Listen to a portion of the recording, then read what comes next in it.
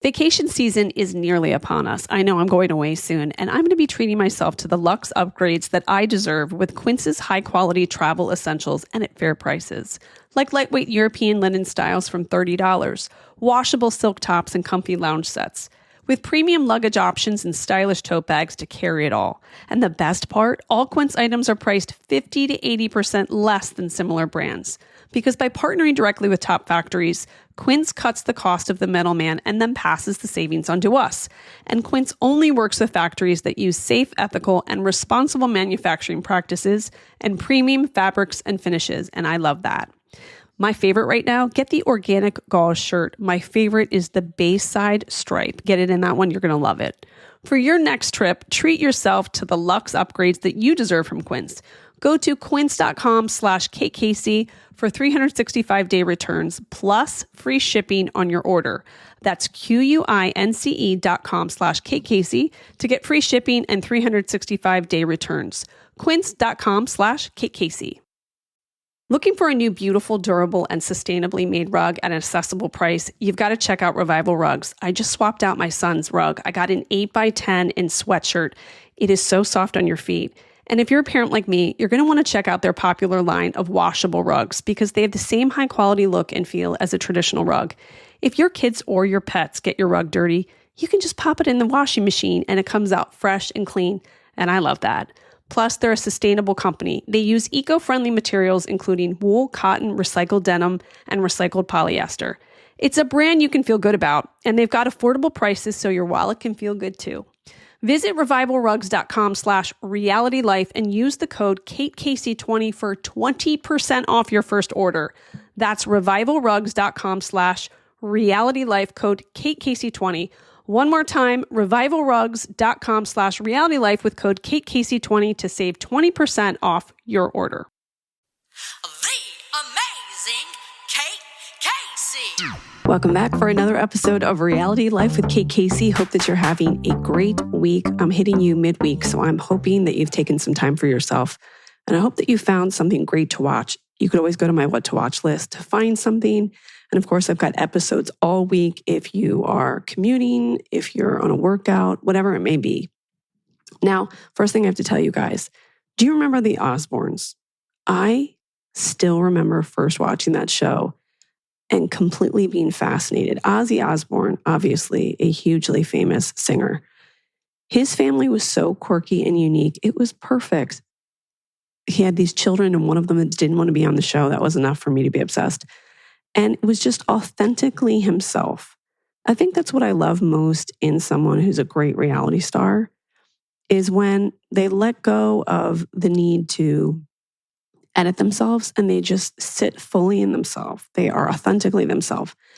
And the dynamic between the parents, each child's unique personality, and then all of the other people that kind of came and went within their house. I just found like everyone to be such an interesting character. Well, Deadline is now reporting that Bonjai Rights has teamed up with the family to launch the Osbournes Fast channel. This marks the first time the series has been made available on a free ad-supported streaming service. Now, years ago, I bought the DVD. I don't know how many years ago. I still have it somewhere in my house, but where am I going to be able to get a DVD player? They have not made it available on a streaming platform, assuming because they wanted to choose the right deal. And so finally it's coming. So the channel launches this month on LG channels, Xumo Play, Plex, Anoki, Sling Freestream, and Vita across the US, UK, and Canada. And then they're also saying that they hear another major carriage deal is imminent. So I'm waiting to hear where it ends up. It's offered by the channel with all seasons of The Osbourne Show. Remember, it was broadcast in the US on MTV, where it became the network's highest rated program in history and acted as a blueprint for several similar reality series over the years, including Jessica Simpson's show. So the Emmy-winning series follows the quirky domestic lives of rock star Ozzy Osbourne, his wife Sharon, and their children Jack and Kelly, along with their multitude of dogs. So I'm very excited about that. And then also, Netflix is reporting that they're bringing Monopoly to TV. So the streamers landed the reality competition series adaptation of this board game after a competitive bidding process. So that will be fun too. And then Elizabeth Hurley is now dating Billy Ray Cyrus. They posted a picture together on Easter. And I have to say that I did not have that on my bingo card, but it made me think, what if celebrities just dated each other to see if they could get a reality show? Like they start dating and then they ask their agents, can you just poach a couple networks and see if we can drum up some interest? I wouldn't put it past celebrities because I think as you get older and the opportunities start to thin out, there is a level of desperation. I would actually love a reality show about an agent and to find out all the stuff that happens behind the scenes, the pressure to get your client a new opportunity. Whether or not they actually do anything, I'd like to know that too. Like, are they just like sitting around all day by a pool and drinking like a Mai Tai and then, pick up the phone every once in a while? Because I feel like everyone that I know that has an agent complains about them and feels like they never pick up their calls. So, yes, I'm wondering if Elizabeth Hurley and Billy Ray Cyrus, how long this lasts, and if possibly they're doing this to drum up some interest in their, get some relevance again to see if they can get some opportunities out of it. I wonder if other celebrities pair up for, it used to be like celebrities would get together maybe to get like their picture taken in People magazine. Now I think they've leveled it up even more to see if they could get ancillary business opportunities. And I also think there should be a reality show about an agent. The problem would be picking what agent, and they would all be so over the top. And you would have to get the sign off on the clients. But then, of course, it's their agent. So they would probably feel like they had to participate. That's what I submit to you would be a great idea. I would love at some point to run a network because I feel like I could come up with some really great ideas. All right. This episode, I have to tell you about a fantastic new show that I started watching. I got the screener for and consumed, I think, in 2 days. I absolutely loved it and surprised myself. This one is called Race for the Crown. It is a great Netflix docuseries about how horses, jockeys, trainers, and owners fight their way through race after race, all in the name of earning the Triple Crown. Now, again, you're like, Kate, I don't know anything about horse racing. Well, guess what? I'm about to break it all down for you. I'm going to make this so easy. It's going to be like your cheat sheet so you can start watching the series and just enjoy it. Okay. This is executive produced by James Gay Reese, Paul Martin, Hillary Olsen, Warren Smith, and Ian Sambor at Box to Box, and co-executive produced by Tim Samper and Jordan Bogdanovich. Now, Box to Box makes some of the greatest shows. They are a multi-platform media company. They specialize in high-end sports content. They're the production company behind the hit Netflix sport documentary series, including Drive to Survive and Full Swing. Paul Martin has been a frequent guest on this podcast. He's the executive producer. By the way, they also made Sprint, which I absolutely loved. They make such great stuff. Well, this series is focused on horse racing, which is one of the oldest sports in the world. It is often called the sport of kings because of its long association with royalty and nobility. So the sport has ancient beginnings. Central Asia, circa 4500 BC, it was about the domestication of horses, which began. Not long after, there were early forms of racing, which probably took place, though there aren't many records. And then you have ancient Egypt, Syria, and Babylon. They had chariot racing, which was popular and often brutal, more like a deadly sport than entertainment. And then in ancient Greece, you had horse and chariot racing, which were featured in the Olympic Games. These were prestigious events, often for the elite. And then there's horse racing in America. Early races in America began in the 1660s on Long Island, New York, when the first racetrack was established in 1665 in the area now called Hempstead Plains. And there was obviously the British influence. The sport was imported by British settlers and became a popular pastime among the elite, especially in the southern colonies like Virginia and Maryland. Then by the 19th century, thoroughbred racing was becoming more formalized. Major racetracks opened, such as Saratoga Racecourse in New York in 1863, which is one of the eldest in the U.S. The American Stud Book was created in 1868 to record pedigrees and help regulate the sport. And then horse racing became one of the most popular sports in the country with large crowds attending, and betting became a major draw. The Golden Age, the early 20th century, was considered the golden age of racing. The Kentucky Derby, which was first run in 1875, the Preakness Stakes and Belmont Stakes were well established by the 1910s. Horse racing really peaked in popularity from the 1940s to 1970s. Legendary horses like Seabiscuit, Citation, and Secretariat, the Triple Crown winner in 1973, captivated the public. We, of course, know there is a movie all about Secretariat. It was a major televised sport, rivaling baseball and boxing in national interest.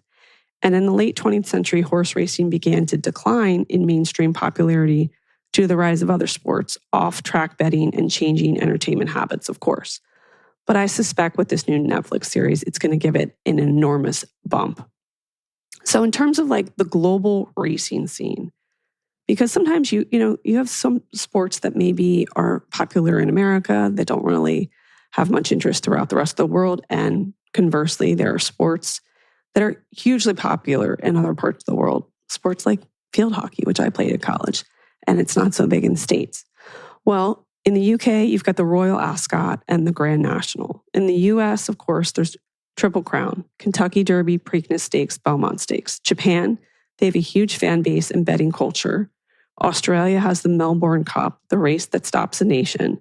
And Dubai, they've got these lavish races with massive prize pools like the Dubai World Cup. And then you've got the gambling. So horse racing and betting have always gone hand in hand. Legalized betting helped fund the sport and keep it alive, but it's also led to scandals and controversies over the years.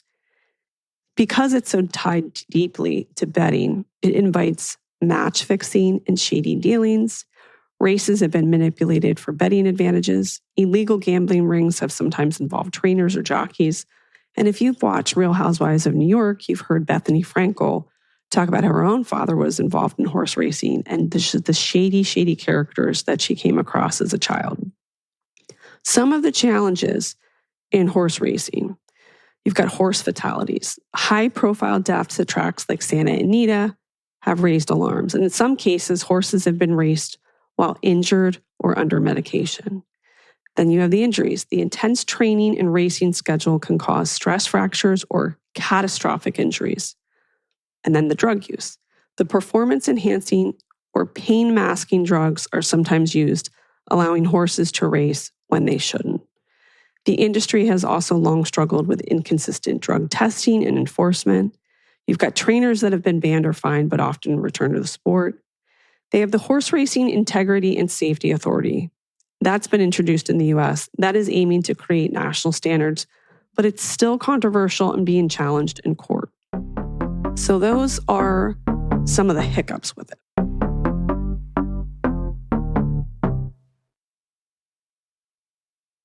I'm off to Hawaii soon, and I've been looking for great dresses, suits, bags, and sandals for my trip. You know who else needs stuff? My almost 16-year-old daughter. Now, where can I find all of those things in one place? Revolve. And I know that you love Revolve too. Over 1,200 brands and 100,000 styles from across high-end, emerging, and exclusive labels in fashion, beauty, and home goods. Consistently offering the latest and most sought-after trends in fashion from top brands like Lovers and Friends, Love Shack Fancy, Misa, and Zimmermann.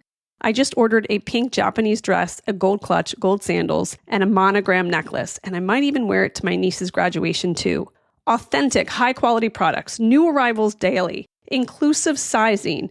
From last-minute getaways to party dressing and seasonal upgrades, Revolve has you covered with fast 2-day shipping and easy returns, all on them. And for a limited time, you can shop a curated selection of my favorite styles at revolve.com/Kate Casey and receive 15% off your first order with code Kate Casey.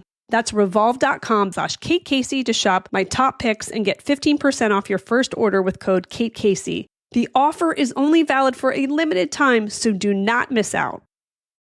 It's home project season, and Wayfair is the best kept secret for all things renovation. Whether you're making a little update like a new kitchen cabinet, hardware, or doing a full renovation, Wayfair has stylish and quality home improvement products for every budget.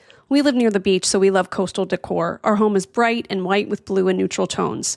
And we just recently changed the decor in some of the kids' rooms, and we just found great night tables for Sutton and Caroline's rooms. We loved all of the options available. The Wayfair website is so easy to use, and I could not believe the great prices. There's something for every style and every home, no matter your space or budget. Wayfair makes it easy to tackle your spring home goals with endless inspiration for every space and budget, whether you need a light refresh or an organizational overhaul. Free and easy delivery, even on the big stuff. They even help you set it up. Find all of your home improvement must-haves, from flooring to light fixtures to faucets to hardware, all in one convenient place. Shop the best selection of home improvement online. Get renovating with Wayfair. Head to wayfair.com right now. That's WAYFAIR.com. Wayfair. Every style, every home. Each year, the Kentucky Derby takes place on the first Saturday in May. That is followed by the Preakness Stakes on the third Saturday in May. And then the final leg of the Triple Crown, the Belmont Stakes, occurs on the third Saturday following the Preakness, and that's usually the first or second Saturday in June. So what's the difference between these three events? The Kentucky Derby, it's a cultural event. It's a rich blend of Southern tradition, high fashion, horse racing heritage. They also call it the most exciting 2 minutes in sports. The Derby is the first leg of the Triple Crown, and it has been run, as I mentioned, since 1875 at Churchill Downs. So horses are 3-year-old thoroughbreds. Competition is fierce. You're going to see the big hats, the bold fashion of the women and the men, all to go with the high stakes, high energy feeling. Fashion is a huge part of the event's atmosphere. You have people that have basically created parties just around the sport. And it's not like it's a very long time, the actual race. So, seersucker suits, bow ties, linen blazers, totally a staple. The mint julep, the official drink of the Derby. It's made with bourbon, mint, and sugar. It's served in a frosty silver cup. Bourbon culture is central because Kentucky is the birthplace of bourbon. And then they've got special meals like hot browns, pimento cheese, Derby pie, other favorites. This is like a cultural moment. Everyone in the horse racing industry looks forward to this event. For Kentuckians, it's not just a race, it's a source of state pride and cultural identity. So that is the first leg of it. Then you've got the Preakness. It is one of the most iconic horse races in the U.S. and is the second, again, of the leg of the Triple Crown, sandwiched between Kentucky Derby and Belmont Stakes. It's named after a colt named Preakness who won the Dinner Party Stakes at Pimlico's opening in 1870. Race is run on dirt over a distance of about 1 3/16 miles. That's it. To win the Triple Crown, a horse must win the Kentucky Derby, Preakness Stakes, and Belmont Stakes in the same year. So once somebody wins a Kentucky Derby, then they win at Preakness, people are freaking out as they go into Belmont Stakes because, again, if they win, then they win the Triple Crown. Only 13 horses have achieved this feat, starting with Sir Barton in 1919 and most recently Justify in 2018. So the Preakness is often determining whether a Derby winner has a real shot at Triple Crown glory because you've already had these first two races. Oh, by the way, people say the infield party at Pimlico has a rep for being one of the wildest in sports, sometimes compared to the infield at the Kentucky Derby, like bonkers. Only 3-year-old thoroughbreds are eligible to compete in this Triple Crown race, which means each horse only gets one shot. And that horse must win, again, all of those 3 races in a single season. Okay, then you have the Belmont Stakes. It's named after August Belmont Sr. He was a wealthy financier and racing enthusiast. And it is considered the test of the champion due to its challenging length. This one is 1.5 miles. It's the longest of the Triple Crown races. So by the way, just think about it. Everyone goes, they get dressed up, they're betting, and it is for a race that is only 1.5 miles. You think about watching a 1.5 mile race, just runners at the Olympics. This is with horses. It goes by in a split second. So this 6-part series covers action from the Breeders' Cup and the Triple Crown and features some of the sport's most colorful personalities, from veteran jockeys, trainers, billionaire horse owners. The racing world is full of big personalities. I gotta say, that's what really sucked me in, are all of these fascinating characters. This includes billionaire business tycoons and trainers which leads to plenty of intense rivalries fueled by million-dollar investments and insatiable appetites for glory. So it does kind of remind you of the Formula One situation. So when a horse wins, its monetary value increases exponentially, which is good news for its owner because they have to spend big money for the initial investment in the horse. Then they've got the training costs and the competition fees. And you're like, Kate, what is this whole deal cost? And this is just like a base. I mean, obviously each situation has its own circumstances, but you've got the purchase price of a horse. That can range from high end from $100,000 to $1 million just for the horse. Yearlings and 2-year-olds in training, because remember, you can't race unless you're a 3-year-old thoroughbred. So yearlings and 2-year-olds in training can be speculative investments because you have no idea how it's going to work out. The low-level claimers, $10,000 to $50,000. Then you have licensing fees, and they vary by state, but they're usually about a few $100s. Ongoing monthly costs, training and board of the horse, $2,000 to $5,000 a month. Vet farrier insurance, $500 to $1,000 a month. Transport race entry fees could be $300 to $1,000 per race. Jockey fees, they're usually a percent of winnings or a flat amount fee. Race entry fees and travel, as mentioned, entry fees can range. And then the transportation and jockey fees also add up. What are the potential earnings? Now, this is just roughly. So the prize money is split among the top finishers. So typically, first place, 60%, second place, 20%, third place, 10%, and the rest is divided lower. So let's say your horse wins a $100,000 race, you're going to get $60,000, but that's before expenses. So what's a net profit? Most owners lose money or break even, especially if they own 1 to 2 horses. But if you own multiple horses, get into breeding or syndicate the risks and rewards, it becomes a legitimate business. Owning a champion or breeding a top bloodline can make you millions and millions of dollars. And then you've got the breeding income too. So if your horse is successful, especially stallions, breeding rights can be extremely lucrative too. So if you have a top stallion like Justify, you can command $100,000 to $300,000 per breeding. Lower tier stallions or mares bring in less, but they can earn about $5,000 to $20,000 per foal. So what does it take to be a jockey? Well, it requires a combination of physical, mental, and practical skills. First is the weight. Jockeys need to maintain a relatively low body weight, so typically between 110 and 120 pounds. So you're going to see them quite small. Obviously, that is a very, very low body weight.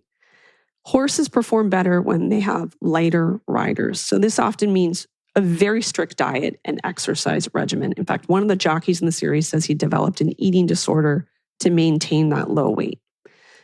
Then you need strength and endurance. Jockeys must have strong core muscles, good stamina, excellent balance. Riding a horse in a race is physically demanding, requiring strength to control the horse, maintain posture while speeding through rough conditions. And then lastly is the flexibility. It's important to help maintain the right riding position and reduce the risk of injury, and all while basically on a motor vehicle. I mean, how fast those horses go. And you're riding in proximity to other horses. So obviously the risk of injury is very high. Jockeys typically start training at a young age. They often work as an apprentice jockey at racetracks or maybe even on farms. They learn how to ride horses, handle different types of horses, and develop a deep understanding of the horse racing world. So many jockeys start by riding at smaller local tracks before they move on to bigger, more competitive races. And as you gain experience, you develop better timing, intuition about sport, horses, and then a feel for how to race. Jockeys must know how to handle horses, care for them, and understand their individual personality and needs. And this is crucial for safety and performance. So it's like you're like, a trainer for the horses, and you have to read all of their movements. It's like being an NFL coach as well. And then you have to understand the tactics of horse racing, including how to pace themselves during a race, when to push the horse to its limits, and when to conserve energy. In many countries, aspiring jockeys start as the apprentices, as mentioned, and they work under the experienced trainers, and that allows them to gain the necessary experience and skills in the real race settings. And then, of course, they've got to obtain a license from a relevant racing authority, and licensing requirements vary depending on the country or the region. I can't even say enough how the high risk to this sport. They face the possibility of falls, accidents, and injuries.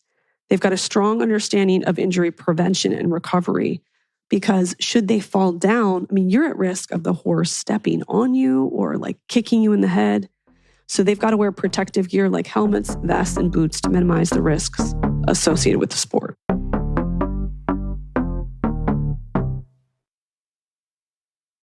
If you were to look at my tote bag, you would find my essentials: sunblock for my fair skin, about 14 lipsticks, hair elastics, my phone, and Liquid IV. My goal this year has been to keep up my hydration, and Liquid IV is a must-have hydration made easy, true to fruit flavors that keep you hydrated, and you can find all your favorite hydration multiplier flavors on their website, from lemon lime to pina colada, or you can choose from their line of sugar-free flavors like raspberry lemonade, white peach, and rainbow sherbet. 3 times the electrolytes of the leading sports drink, 8 essential vitamins and nutrients, and they're always non-GMO, vegan, gluten-free, dairy-free, and soy-free. So you too can break the mold and own your own ritual. Just 1 stick and 16 ounce of water hydrates better than water alone. So ready up for a long day with extraordinary hydration from Liquid IV. Get 20% off your first order of Liquid IV when you go to liquidiv.com and use the code KateCasey at checkout. That's 20% off your first order with the code KateCasey at liquidiv.com. Need to hire someone yesterday? When it comes to hiring, Indeed is all you need. Stop struggling to get noticed on other job sites. Indeed sponsored jobs helps you stand out and hire fast by jumping to the top of the page for relevant candidates. The results speak for themselves. Sponsored jobs receive 45% more applications than non-sponsored posts. With no monthly subscriptions and no long-term contracts, you only pay for results. And speaking of results, in just the last minute, 23 hires were made on Indeed worldwide. There's no need to wait any longer. Speed up your hiring right now with Indeed. And listeners of the show will get a $75 sponsored job credit to get your jobs more visibility at Indeed.com/WonderyUS. Just go to Indeed.com/WonderyUS right now and support our show by saying you heard about Indeed on this podcast. Indeed.com/WonderyUS. Terms and conditions apply. Hiring? Indeed is all you need. In Race for the Crown, there are several owners with big money at stake. And again, as I said to you, they have gigantic personalities, and I was immediately sucked in. So you've got Mike Rapoli. He's very New York, prominent figure known for his significant contributions both on and off the track. This guy's a self-made billionaire, founder of Body Armor, Super Drink, a number of drinks, vitamin water. So his notable horses include Uncle Mo, a Breeders' Cup juvenile winner, an influential sire, Kentucky Derby contender. He also co-owns Forte, the 2022 Eclipse award-winning 2-year-old male, and Fierceness, a rising star trained by Todd Pletcher. Mike's been a pivotal figure in efforts to rejuvenate and sustain the horse racing industry. I notice he always brings his wife and his daughter to races. His parents and this big circle of friends are also there too. He's just like a tell-it-all kind of like New Yorker, takes losing very hard, but he has so much money, and they allude to other owners feeling like the more money that someone has, like the more weight they pull. So he is one of the most influential owners right now. Then you've got Michael Alvarone. Now, the show begins with him, with his wife, and I was immediately like, that is like a Real Housewife couple. She's beautiful, blonde, and just very poised. And he is fully like a reality show person. He's perpetually tan. He wears designer sunglasses everywhere, almost never takes them off. And when they go to races, he brings his wife and then several of her friends, and they are always dressed over the top. I mean, they almost look like Robert Palmer and the backup singers. So he is known for founding IEAH Stables, which achieved significant success in the mid-2000s. So he built a career as an accomplished investment banker, and then he began to dabble with thoroughbreds. And his stable operated as a hedge fund, viewing horses as valuable assets. So under their management, they gained national attention, particularly with the acquisition of Big Brown, who won the 2008 Kentucky Derby and the Preakness Stakes. As I mentioned, he's married to Jules, a former partner at Phoenix Financial Services, and together they share this passion for horse racing, and they have 2 kids. They are so fun to watch, total characters. Now, my favorite is Jon Stewart. He's recognized, that's not the Jon Stewart you think. Jon is recognized for his rapid ascent as both a breeder and an owner. In 2024, he and Jason Worth, a former World Series champion, were honored as the new owners of the year by OwnerView, a testament to their impactful entry into the sport. This guy seemingly came out of nowhere. He's brilliant. His operation, Resolute Racing, is situated in Midway, Kentucky. It encompasses over 1,000 acres of historic bluegrass. His farm focuses on breeding elite racehorses with the goal of racing them rather than selling, and this approach aims to enhance the sport's integrity and sustainability. What I love is he went to a bidding auction and he had all these papers with numbers, and he explained, I'm autistic and I have ADHD. I see patterns that other people do not. And I thought that's why he's like killing the game. He's why he beats everybody, because he can surmise with the patterns, like which horses will be fantastic, which ones will be champions. Love that. And he's engaged and he's just so sweet. He's an advocate for the welfare of retired racehorses. And I thought that was interesting too. You think about retired racehorses, what do they do with them? So he has a charity poker event where he raises money for their aftercare. And I think that if you've watched anything with horse racing, you have to be mindful of that. Like what these horses go through the training and then the race period, what happens to them afterward. Then Jason Worth, a lot of you may know him already if you love baseball.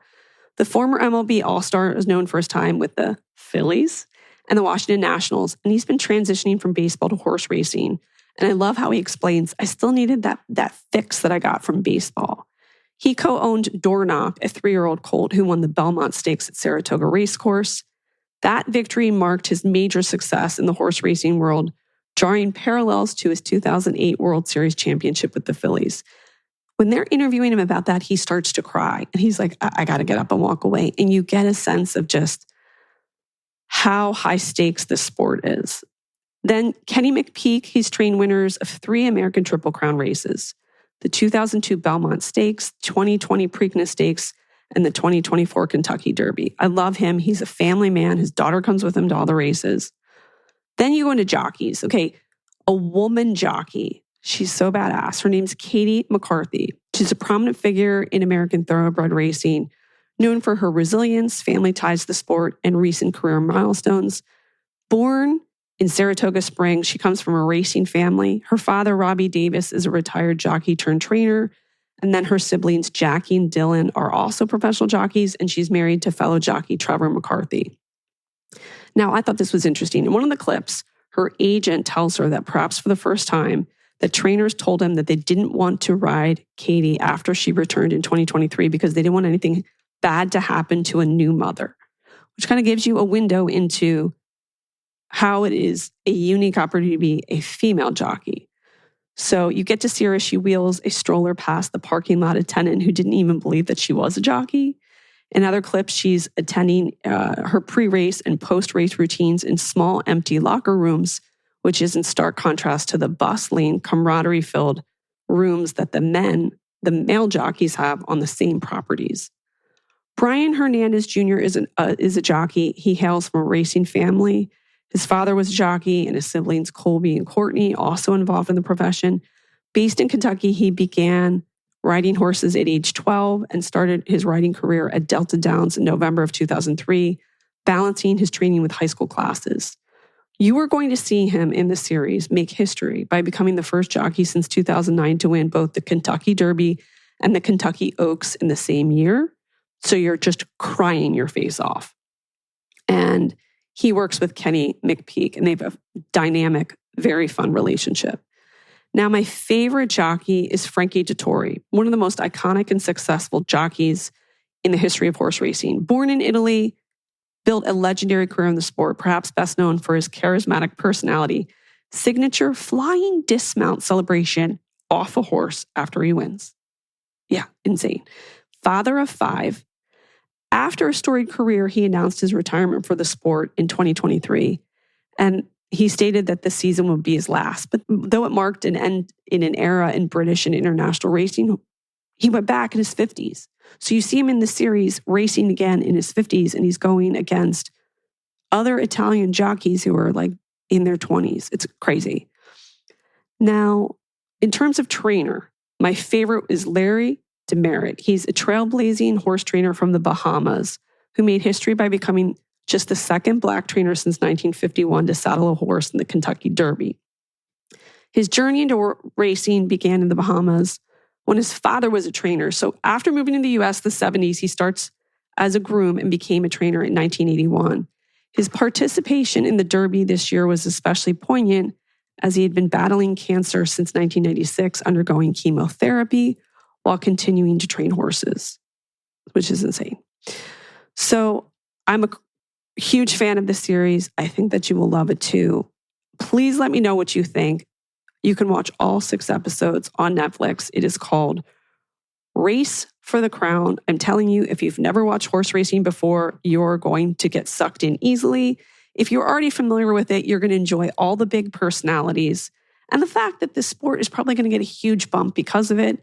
I'm telling you, so many more people are going to go to the Kentucky Derby, to Preakness and Belmont Stakes next year. I promise you, if you're looking for something great to watch, especially if you know somebody in your life who loves great sports docuseries, an absolute one to watch. And the kids can watch it and it's not a big deal either. So there you go. If you want to check out my what to watch list, go to katecasey.substack.com. You can find archive lists as well. And then also check out my Facebook group, Reality Life with Kate Casey. You can get bonus episodes, and I just dropped one by going to Patreon, patreon.com/Kate Casey. And follow me on social media. I'm on Instagram at @KatecaseyCA, TikTok, it's Kate Casey, and Twitter, Threads, and Blue Sky at @Katecasey. Please check back tomorrow for an all-new episode.